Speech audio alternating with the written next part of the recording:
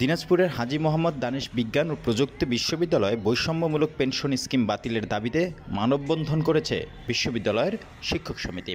সোমবার সকাল 11টায় বিশ্ববিদ্যালয়ের মূল ফটকের সামনে গণপ্রজাতন্ত্রী বাংলাদেশ সরকারের অর্থ মন্ত্রণালয়ের জারিকৃত বৈষম্যমূলক পেনশন স্কিম ব্যবস্থার প্রজ্ঞাপন বাতিল ও স্বতন্ত্র বেতন স্কেলের দাবিতেই মানববন্ধন আয়োজিত হয়েছে।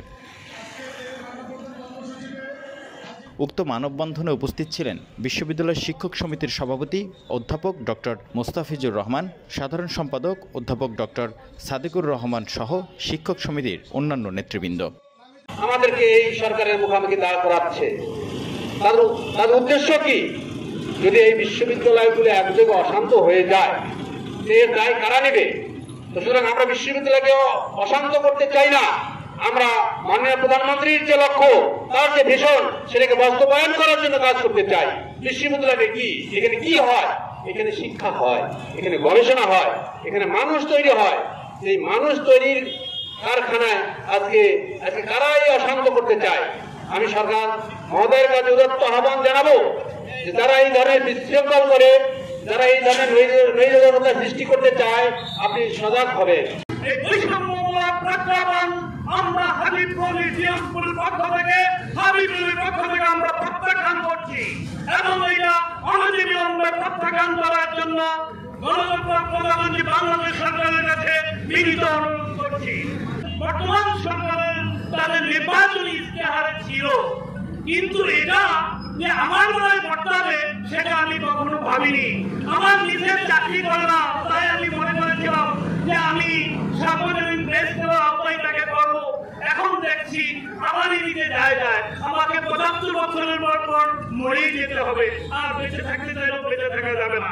কাজেই আমি সরকারের কাছে বিনীত নিবেদন করছি, আপনারা যদি করতে চান বিশ্ববিদ্যালয়ে যে প্রজ্ঞাপন জারি হয়েছে 2024 সালের জুলাই মাসের পর যারা যোগদান করবে তাদের কাছ থেকে এটা চালু হবে। তার মানে একইভাবে দুই নিয়ম, বিশ্ববিদ্যালয় শিক্ষক জাতি ধ্বংসের দিকে যাবে।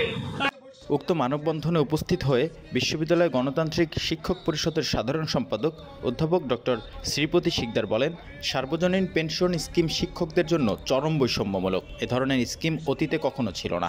এ ধরনের স্কিমের ফলে মেধাবীরা শিক্ষকতায় আসতে চাইবে না। শিক্ষা খাতকে ধ্বংস করে শিক্ষকদের মেরুদণ্ড ভেঙে দিয়ে আমলাতান্ত্রিক ব্যবস্থায় সবকিছু ঘিরে ফেলার এই নীল নকশা আমরা প্রত্যাখ্যান করছি। যদিও এটির নাম সার্বজনীন পেনশন স্কিম, বাস্তবে এটি বাংলাদেশের ইতিহাসে সবচাইতে বৈষম্যমূলক পেনশন স্কিম। এ ধরনের স্কিম অতীতে কখনো ছিল না, আমরা এটি হতে দিব না। এটি কারা করেছে? এই বাংলাদেশকে যারা শিক্ষা খাতকে ধ্বংস করতে চায়, মেধাশূন্য করে একটি আমরা নির্ভর বাংলাদেশ তৈরি করতে চায়, এটি গভীর নীল নকশা করা হয়েছে। এটি বাস্তবায়ন করতে পারবেন না। আপনারা প্রধানমন্ত্রীকে নানাভাবে এটা বুঝিয়ে এটা হয়তো করেছেন। এটি আমরা মনে করি জননেত্রী শেখ হাসিনা এই ধরনের কর্মসূচি, এই ধরনের প্রজ্ঞাপন কখনই বাস্তবায়ন করতে পারবেন না বা উনি করবেন না। অনুষ্ঠানে আরও বক্তব্য রাখেন গণতান্ত্রিক শিক্ষক পরিষদের সভাপতি অধ্যাপক ডক্টর ফাহিমা খানম সহ অন্যান্য শিক্ষকবৃন্দ। বিশ্ববিদ্যালয়ের আসল করতে গেলে, উন্নয়ন করতে গেলে আমাদের অনেক দিনের দাবি ছিল যে স্বতন্ত্র বেতন স্কেল।